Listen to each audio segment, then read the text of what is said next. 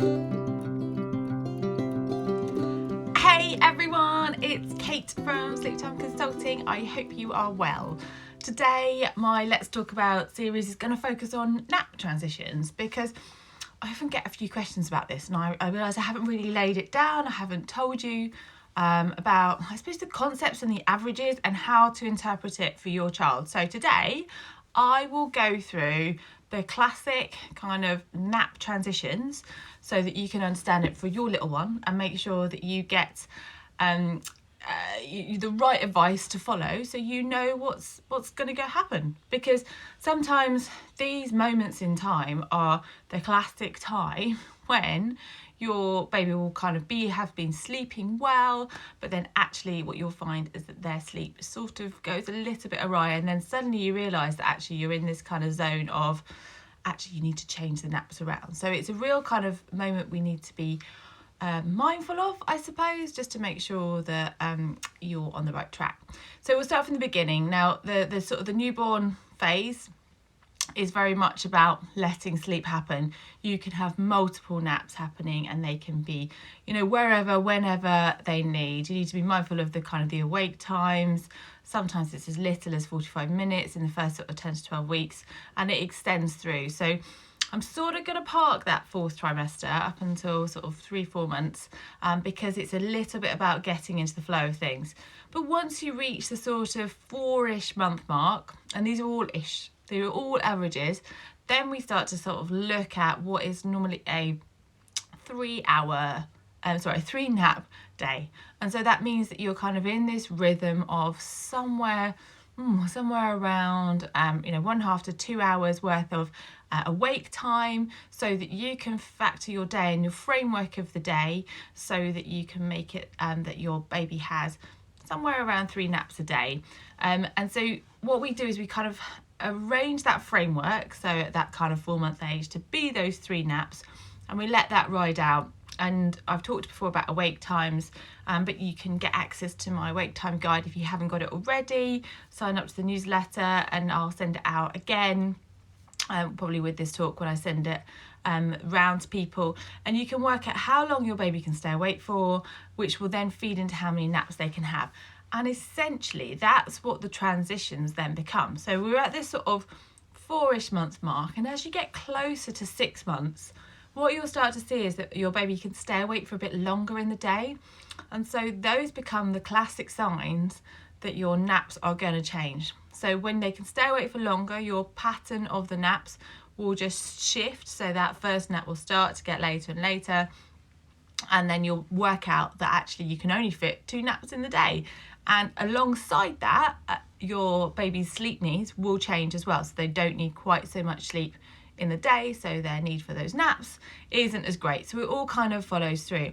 So when we're getting towards those kind of transitional ages, and so here we're talking about a 3 to 2 transition, what you're looking for is resistance to go down, where actually before it was okay. I'm not saying it was perfect, but it was okay.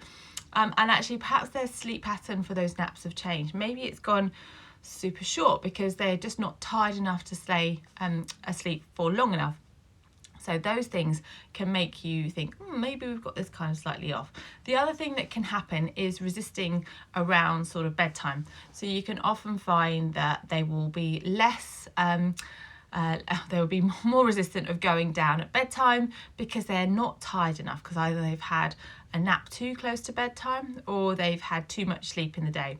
So all of those things can lead you to think, maybe I need to kind of slightly shift the naps around to make sure that I'm on the right track for those naps. The other thing that can happen is that they start to wake in the night. Now, mostly when we're talking about this subject, which is nap transitions, we're talking about the fact they've possibly not tired enough to stay asleep for long enough in the night. So they've almost had too much sleep in the day and they sort of imbalance. So there's always this balance between nighttime sleep and daytime sleep, and it's trying to get it so that you're getting it on the right levels so that they stay asleep for long enough. Because if you take too much daytime sleep, then your nighttime sleep is going to go down, and sort of, almost, vice versa in a sense, but the opposite doesn't matter quite so much. I will give you a big caveat though, it's all about what your child shows you, not about kind of what the averages are for that age. So here we are, we're talking about this kind of 6-month mark at the moment, and the key pointers around why you should transition your naps. Actually, those key pointers of resisting nap, shorter naps, and resisting bedtime and potential waking and early mornings as well, they can be caused by an imbalance of naps. Then those are all signs for all nap transitions. So you want to be mindful of that basically.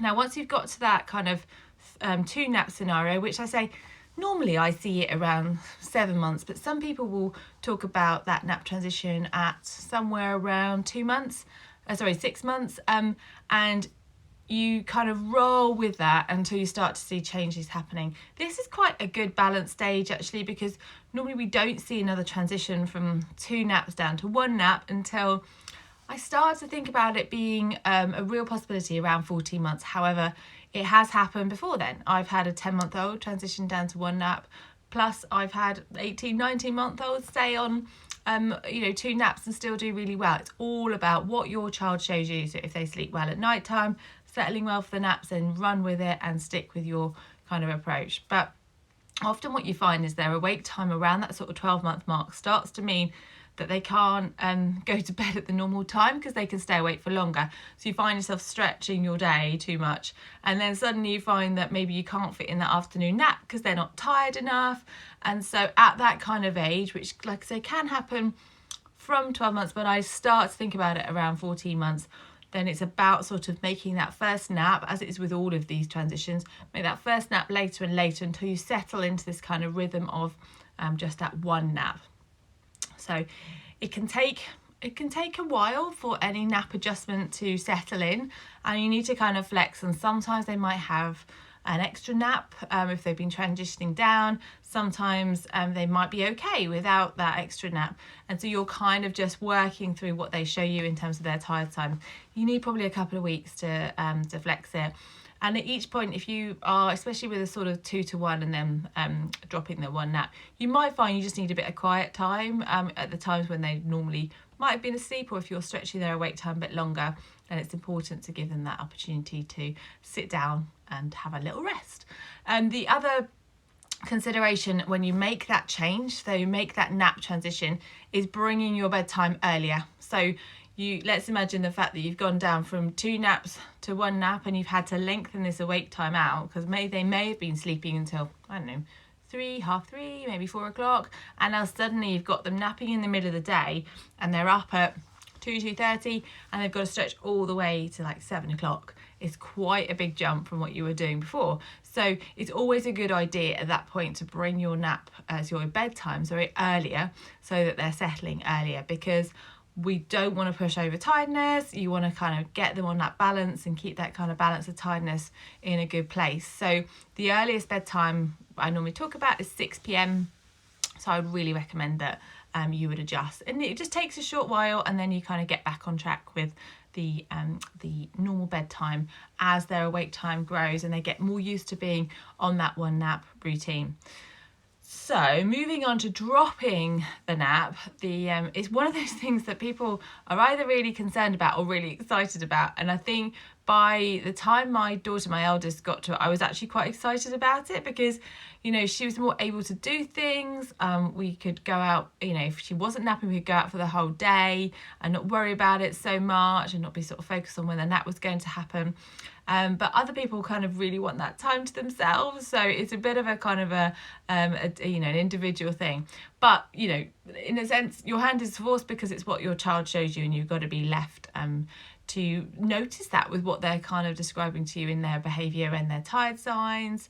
So it can happen, again, really variable. In fact, I was talking to a mum this morning of a 2-year-old, 24-month-old, and we were discussing it. We weren't quite sure whether the nap was ready to drop, but I have had a 22-month-old drop the nap, and I've had 3.5-year-olds keep their nap. It's all about what your child is showing you and whether that kind of works for them.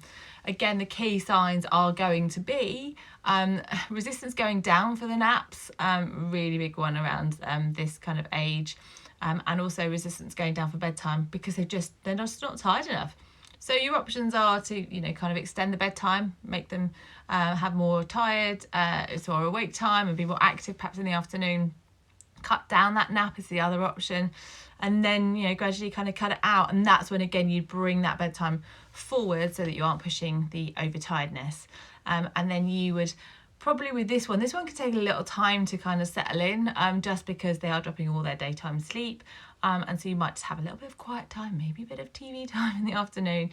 And if they fall asleep, I think you just got to be mindful of what time it is, because there's a real danger, especially when you're dropping the nap, if they sleep for just 10 minutes or so in the afternoon, you can really affect what happens with your bedtime and the kind of the routine around that. So just be mindful of any kind of sneaky danger nap, I suppose they're kind of called.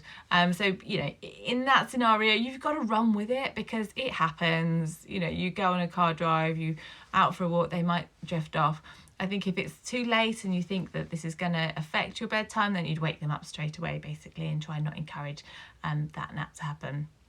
But once you've kind of settled into that pattern whereby the one nap is gone and you're in a kind of a normal daytime where you're free to go and do whatever you need, it often can just flow and you get used to it. So it's all these adjustments. So just recapping, we've talked about all the different transitions. So the first few months of the fourth trimester, let it go. Just let them nap as they need to. Be careful of the wake times, but there's no real definitive rule around kind of how many naps. But around the 4 month mark, we kind of start to look at getting a rhythm of about 3 naps in.